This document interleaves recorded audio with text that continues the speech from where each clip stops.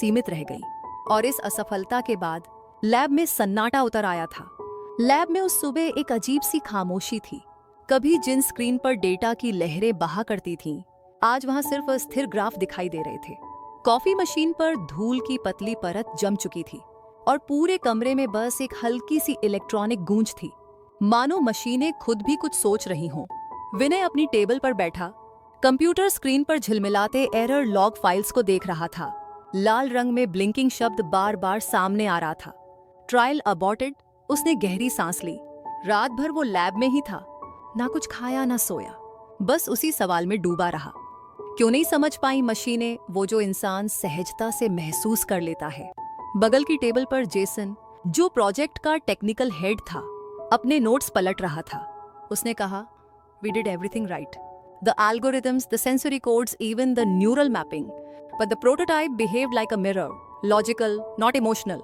विनय ने धीमे से कहा, "क्योंकि शायद हमने दिल को कोड में बदलने की कोशिश की है, और दिल कभी फॉर्मूले से नहीं चलता।" जेसन ने उसे देखा, मुस्कुराने की कोशिश की, पर वो मुस्कान अधूरी रह गई। सभी के चेहरे पर थकान थी। सब कुछ एक डेड एंड जैसा लग रहा था। दोपहर तक मीटिंग बुलाई गई।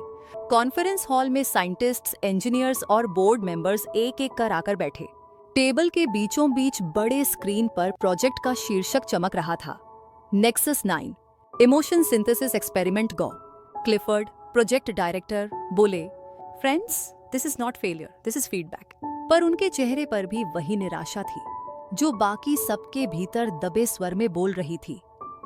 विनय चुप था। उसे लग रहा था कि वो सिर्फ मशीनों के भाव नहीं,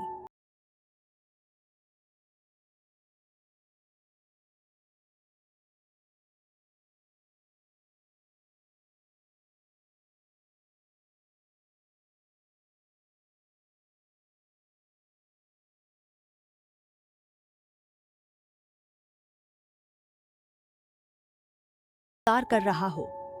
कुछ देर बाद उसने धीरे से अपना मोबाइल उठाया। स्क्रीन पर राधा का नाम चमका। उसकी उंगलियां खुद ब खुद कॉल बटन पर चली गईं। रिंगटोन बजी। फिर अचानक स्क्रीन पर दिखा, call forwarded to alternate network. वो चौंका। अजीब है, उसने खुद से कहा। शायद टाइम जोन की वजह से नेटवर्क गड़बड़ कर रहा है। उसने फोन वापस रखा, पर मन में एक बेचैनी उठी, जैसे कुछ अजीब हो रहा हो, कुछ ऐसा जो नजर नहीं आ रहा, पर महसूस जरूर हो रहा है। रात होने लगी। लैब के सारे कमरे खाली हो चुके थे। बस विनय वहीं बैठा रह गया था। सर्वर की टिमटिमाती रोशनी दीवारों पर पड़कर मानो किसी नीले सागर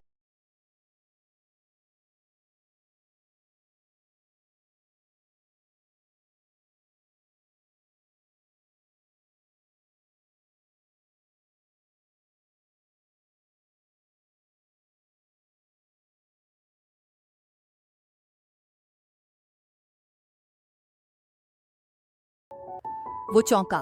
और क्या ये कोई कोड का अंश है या कुछ और? उसने डेटा खोला। उस पैटर्न की वेव्स बिल्कुल उस रात के सर्वर लॉग्स से मेल खा रही थी। उसी रात जब उसने राधा से बात की थी। एक पल को उसके रोंगटे खड़े हो गए। क्या यह संभव है? उसने खुद से कहा।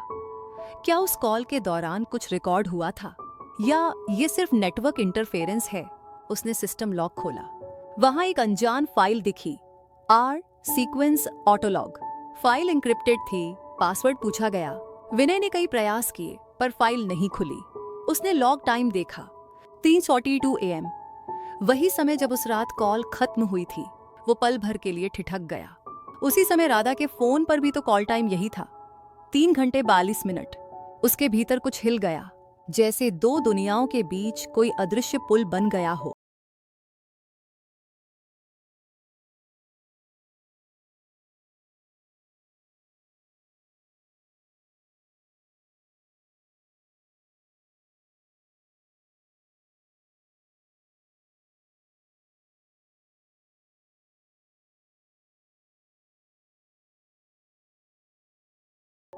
उसने फोन को देखा, शायद कोई अपडेट होगा, उसने मन में सोचा। पर उसी पल सर्वर के किसी कोने में एक नई लाइन जुड़ गई।